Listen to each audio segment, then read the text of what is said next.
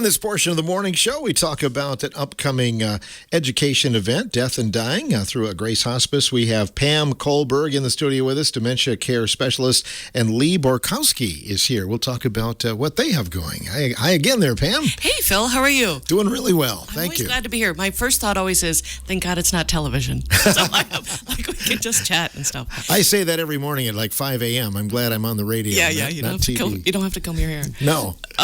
Yeah, I was just thinking we're kind of going to the other age spectrum, like you were just talking about school kids and going back and that whole ritual that happens around school. I'm just, this is the first year I'm not doing that. But yeah, and so we kind of are taking it to the other end of the age spectrum because Lee and I run a support group for caregivers of people of all different conditions. It can be dementia, it can be other conditions, over at the community center.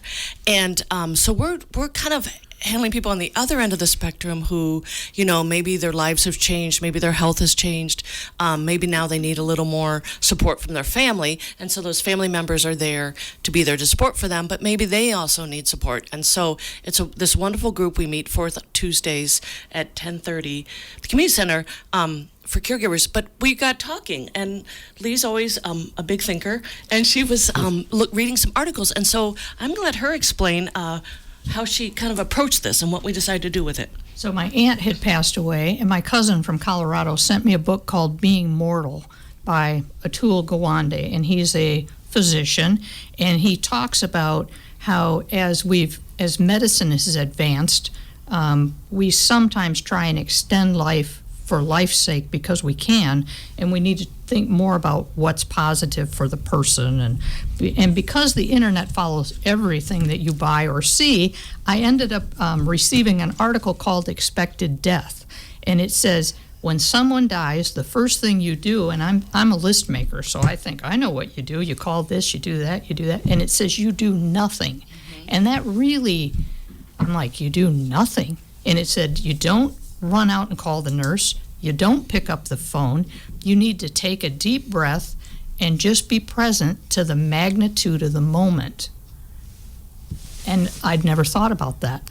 And it goes on to say how it's quite an honor to be at the bedside as a soul leaves this world and goes on, and how it's a sacred event and you just need to embrace it. And then as I was saying to Pam, this is something that we haven't addressed in group, and if you get pregnant, when you get pregnant, there's a book that's been on the bestseller list from 1984, What to Expect When You're Expecting. And everybody who gets pregnant, they give you that book and you read it, and it's just the Bible of what to do. But there isn't a book, What to Expect When Your Loved One's Departing. And so we thought maybe some education. Mm-hmm. It's not an easy time, Lee, because there are two schools of thought. There's somebody that thinks it's an honor to be there. There are others that would like to be in the back 40 and nowhere near it, right? Absolutely. Mm-hmm. Yeah. And I witnessed it a lot. I used to work a lot in nursing homes, and I'm of the camp that it's an honor. And I've seen a lot of people go quietly into that night. I've seen people not. I've seen families who are like, do we sit? I've seen families who sat at the bedside every second. That it's going on weeks now, not days anymore. They go out to dinner, and that's when the person passes. There's just, to me, there's always been a sense that there is some will on the person departing, but there's also something beyond that. This person is half there when they're, and so I think that's something we need to honor, is that they're kind of not really in this reality. They're partly going. I also feel the same way with people with dementia in their later stage, not in their earlier stage. But in the later stage, we don't always honor that they're kind of somewhere else dealing with something else, while we're kind of only half seeing them present. And so I really feel the more that those of us that are here can be patient and understanding and realize what's happening, that we're going to make that a better thing for both ourselves and them. And Lee also loaned me a book. She's great at loaning books. One called Final Gifts, and it's by Maggie Callahan and Patricia Kelly, and we can always post that. But it's about understanding special awareness, needs, and communication of those that are dying. And it's true. Like, people are kind of in a dream or in a different place, and they're talking to you from there. So sometimes when they're like, why did Mom say this wacky thing? Why did that happen? You realize that they're actually kind of communicating from somewhere else. And whatever your belief system is, right, whether you're religious or not, whatever you believe in the next life, it's a change.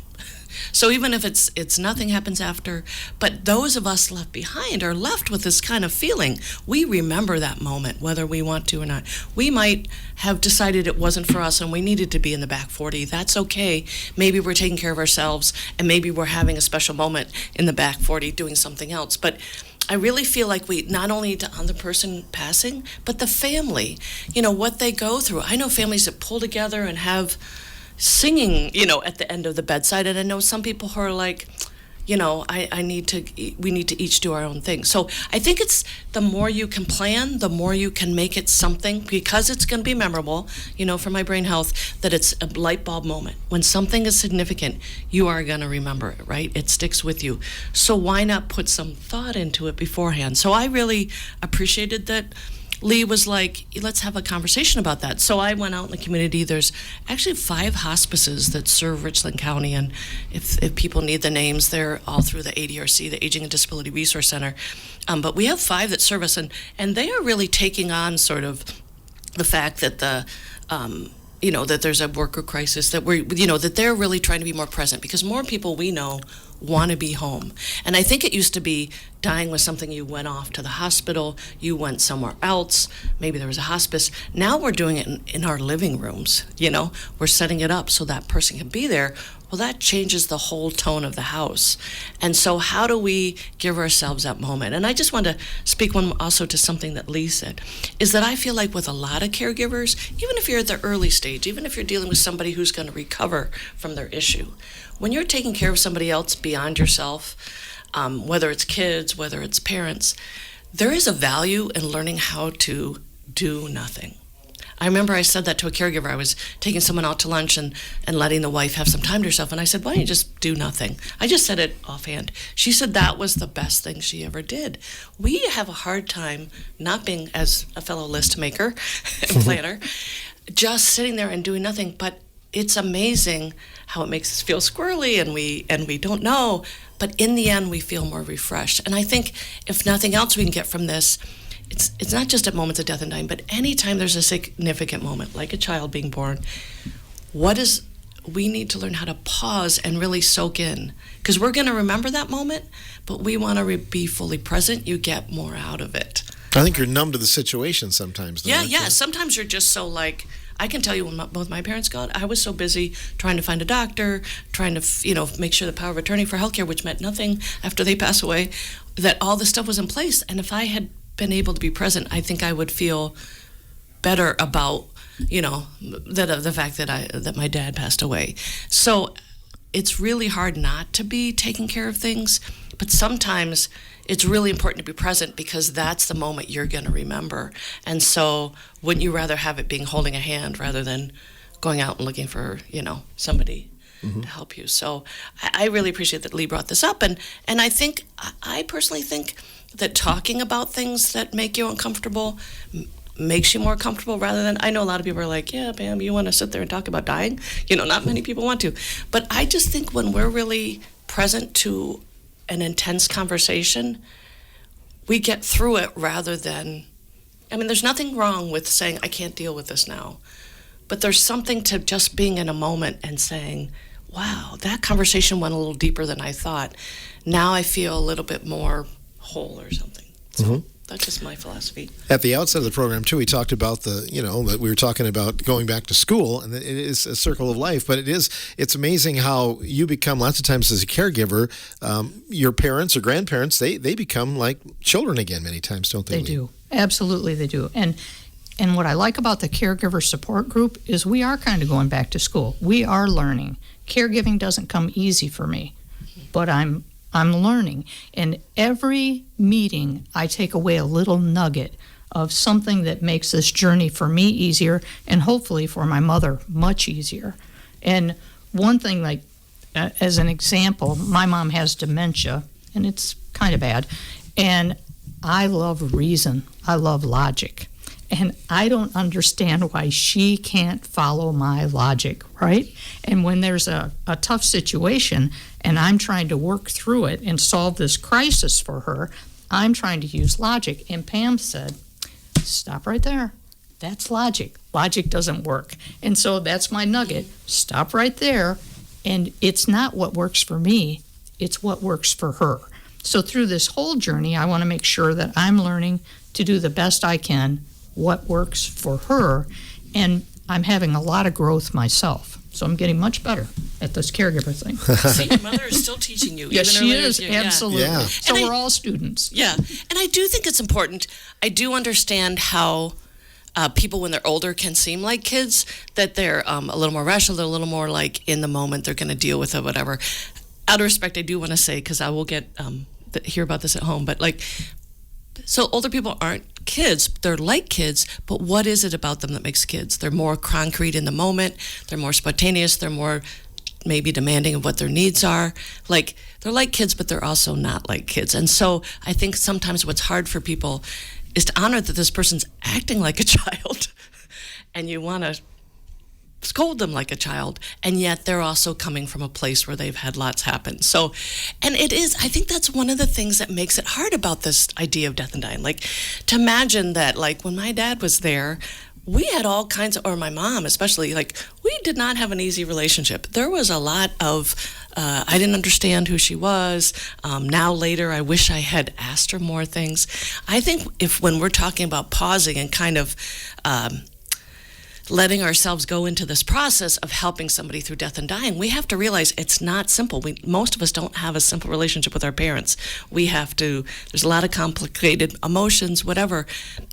In doing nothing, you hope you can sort of set that aside, right? But you're sort of working through all these tough emotions while you're trying to get things done and make it right. And we all know that, the whole ritual around death and dying can be complicated. Not everybody wants to plan their funeral, that kind of thing.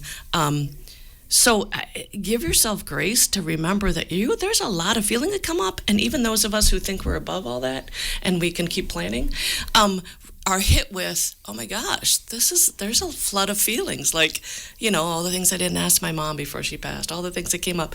And so sometimes we have to give ourselves grace to say, there's a lot going on that I don't completely understand, even in my own self. So I think it's great that we're going to have this time to really say, this is what to expect. Obviously not everybody goes the same way. But how do I process that moment? How do I be in the present moment? How do I get ready for the grief that might hit pretty hard? How do I, you can't enjoy the moment, but how can you be in that moment? Because it is something, to me, what I think of is, it's going to be really significant.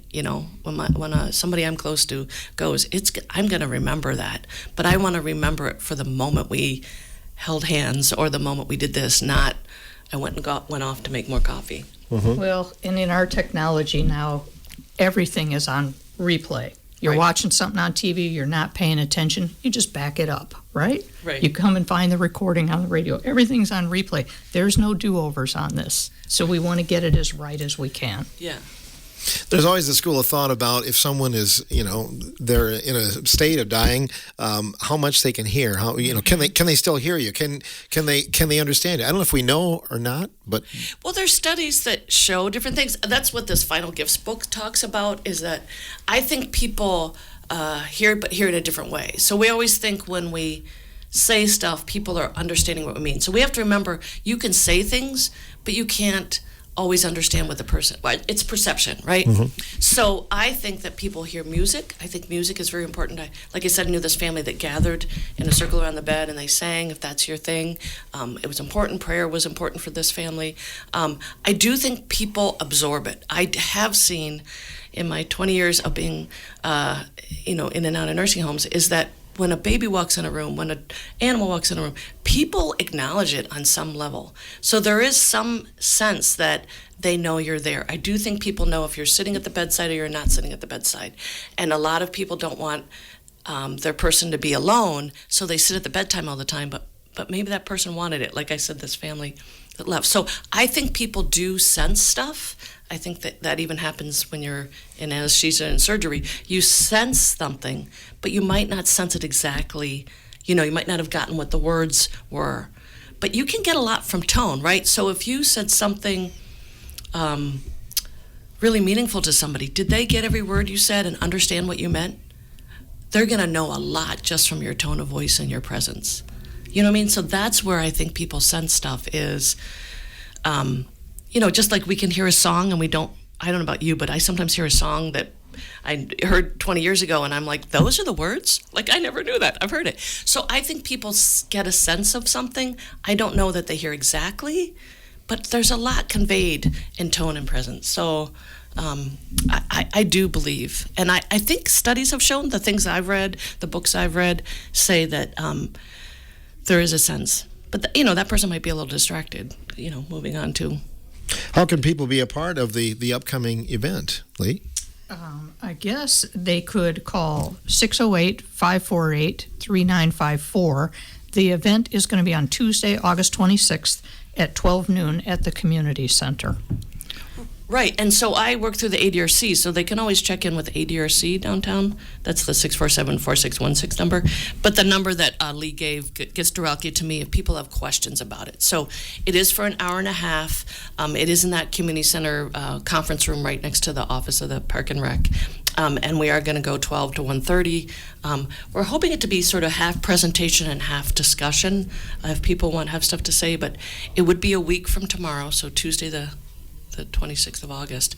And we kind of want to know how many people to prepare. So if they want to call that phone number, it's again 608-548-3954. They can just leave a voicemail that they'll be there, so we have a sense of, how many chairs to put out. But it is facilitated by Agrace. So Deanna Razmaskowski is coming as a social worker with Agrace, and she'll be kind of facilitating the whole discussion. So it's not open-ended, but she'll do a bit of a presentation and that kind of thing. What are some of the topics, again, that you'll be discussing that day? Pretty much death and dying. Just death and dying? Death and dying, how to be more present in the situation and how to support your loved ones and what it means. And sometimes I think hospice goes a little bit into what to expect, like the signs, how you can tell somebody's passing into that next stage. I really don't think we know until we know. But the idea is if you know what's coming up, then you can be more present to it. So it's going to talk a little bit about kind of how what to be ready for, and then how to be present. And then I'd like to say at 10:30 we have our regular support group, which meets the fourth Tuesday of every month at 10:30. And if anybody is a caregiver for anyone, it doesn't have to be dementia, it can be any kind of caregiving. We have a strong group, and there's a lot of sharing, and everybody brings something to the table. And so we welcome the more the merrier. Awesome. Yes. I think that's really important for people to know that sometimes you can take care of stuff, you can be a caregiver and not realize the importance of being with other people going through what you're going through. I know support groups are scary for some people, but this is really a very informal, welcoming group, and you get to hear how other people deal with things. That gives you ideas. So there's all kinds of support groups. So if people are outside of Richland Center, there's ones in Prairie du Chien, there's Mauston, Soldiers Grove.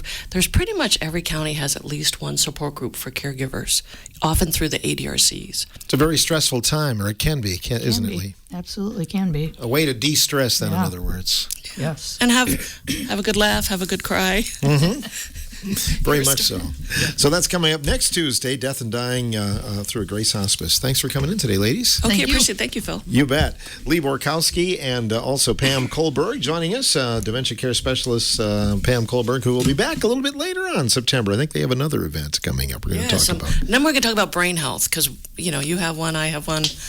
We can talk about how to keep our brains healthy. Keep it healthy. It's amazing how, some people at let's say 82 maybe are fading, and then there's like the Rolling Stones are still touring 50 nights, It's incredible. What do they do that keeps them going? Know. Yeah. We'll have to figure that out, Phil. Yeah. Exactly. We'll talk about that then. This is The Morning Show.